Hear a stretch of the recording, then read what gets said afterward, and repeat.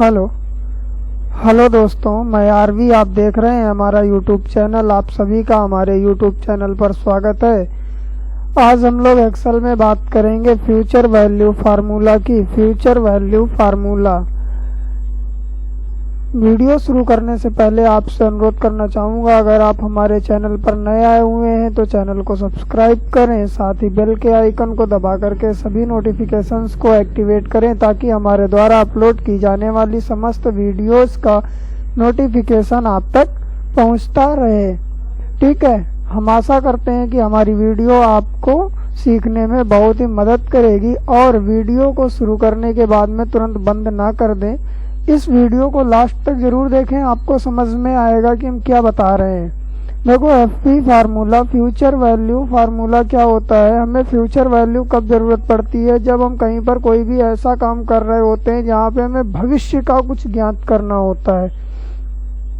Suppose करते हैं हम एक LIC कंपनी में काम कर रहे हैं, ठीक है।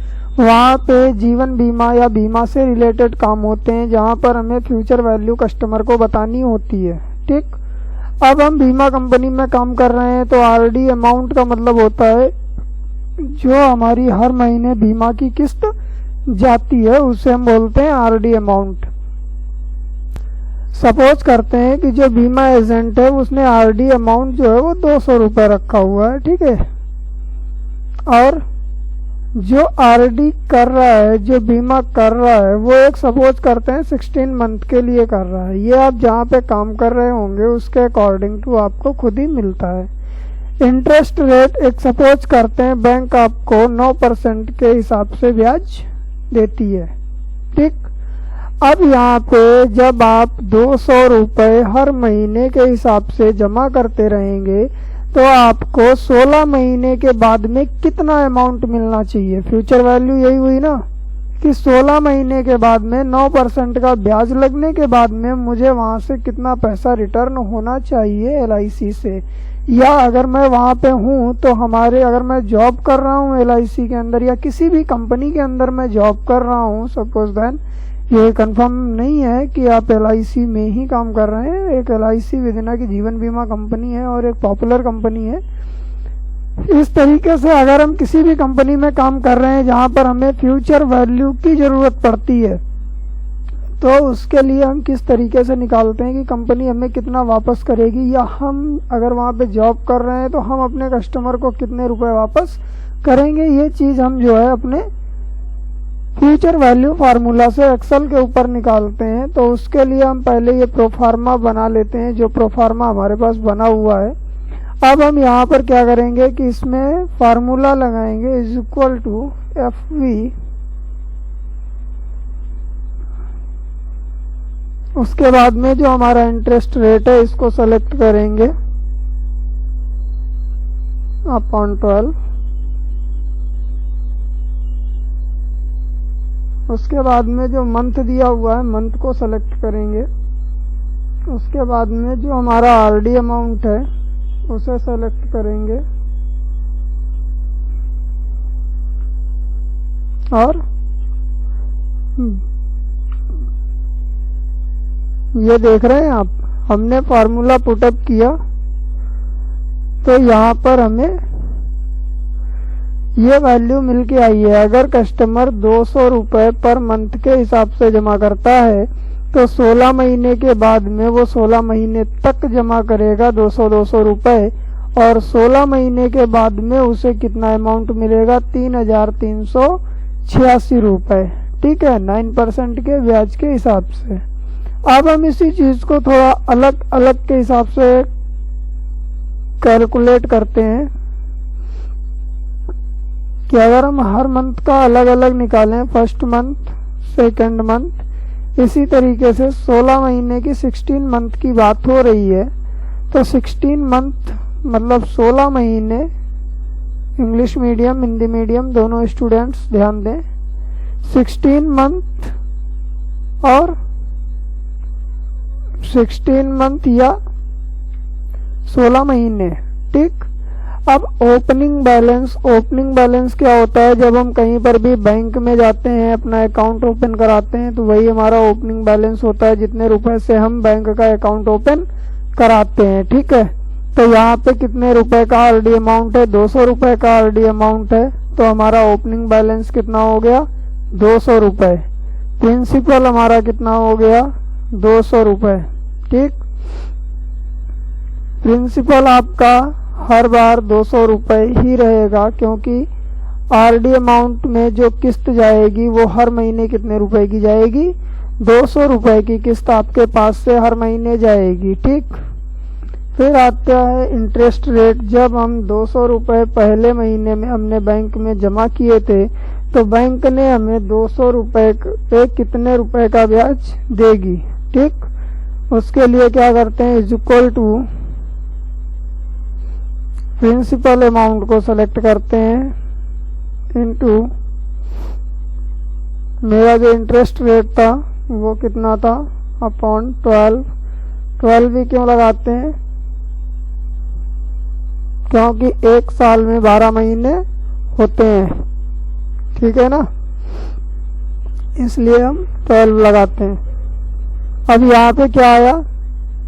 1.5 रुपए। जब हमने पहले महीने में बैंक में अपना अमाउंट जो जमा किया था 200 रुपए, 9% ब्याज के हिसाब से बैंक ने मुझे पहले महीने कितने रुपए का ब्याज दिया?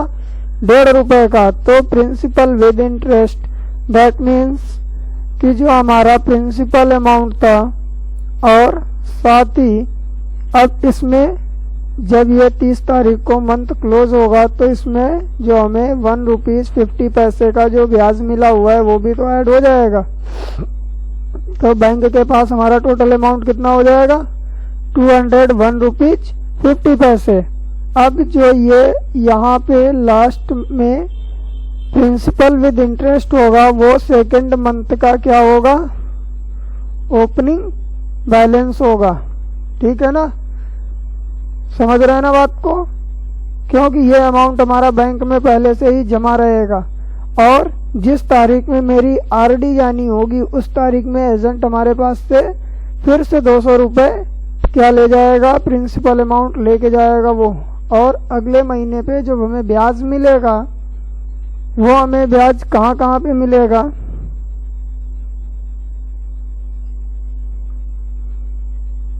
ओपनिंग बैलेंस जो कि पहले से बैंक के पास हमारा पिछले महीने का पैसा जमा है वो, और प्रिंसिपल अमाउंट जो हमने इस महीने में किस्त में 200 रुपए जमा किए हैं वो ब्याज। समझ रहे हैं बात को? तो अगले महीने में मुझे ब्याज कितना मिलेगा? Something about 3 rupees. ठीक, और जब ये अगला मंथ सेकंड मंथ जब लास्ट डेट में एंड होगा, तब वहां पर हमें टोटल अमाउंट हमारा बैंक के पास कितना बन के तैयार होगा?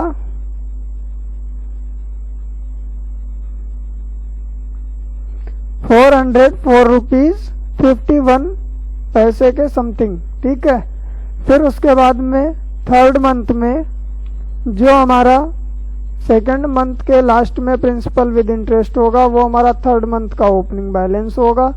अब इसके लिए इंटरेस्ट रेट मुझे निकालना पड़ेगा। ठीक है, तो जिस तरीके से हमने आपको सेकंड मंथ का इंटरेस्ट रेट निकालना बताया है, सेम उसी प्रकार से इस मंथ का भी आपको इंटरेस्ट रेट निकालना होगा। ठीक, समझ रहे हैं ना बात को?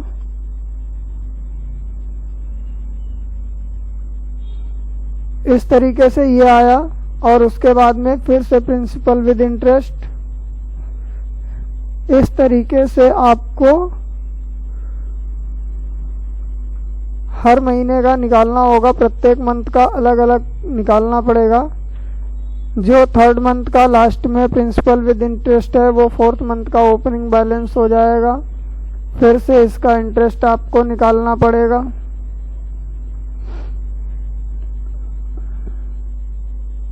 देख रहे हैं आप स्क्रीन के ऊपर। अगर आप एक्सेल के ऊपर साथ में प्रैक्टिकल कर रहे हैं तो हम आशा करते हैं आपको ये फाइल पूरी तरीके से समझ में आएगी। ठीक है, इस तरीके से आप निकालते हुए चले जाएंगे लास्ट तक।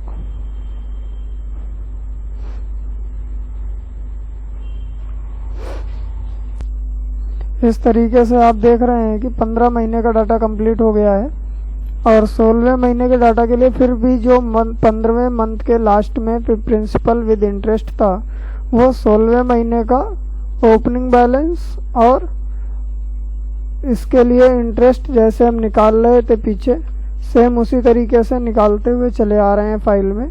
ठीक है, वीडियो लंबी हो रही थी तभी हमने वीडियो को छोटा करने के लिए किया है। ठीक है, अब आप देखेंगे कि यहाँ पे जो टोटल अमाउंट आता है वो कितना आता है, 16वें महीने के लास्ट में। ठीक है ना,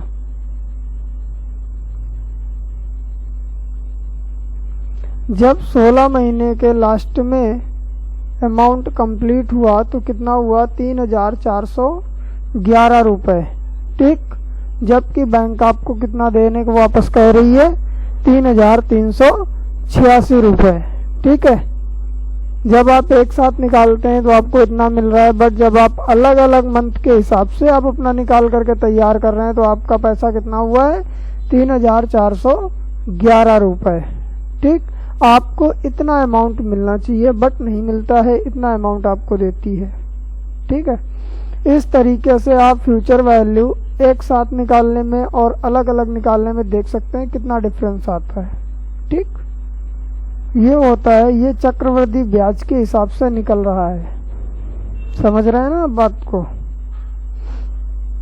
इस तरीके से आप कहीं पर भी किसी भी फ्यूचर वैल्यू की गणना कर सकते हैं। यदि वीडियो पसंद आई है तो वीडियो को लाइक करें, शेयर करें और यदि आप हमारे चैनल पर नए आए हुए हैं तो चैनल को सब्सक्राइब करें, साथ ही बेल के आइकन को दबा करके सभी नोटिफिकेशंस को एक्टिवेट करें। आपका दिन शुभ हो, मंगलमय हो, यही मैं भगवान से कामना करता हूँ। जय हिंद, जय भारत।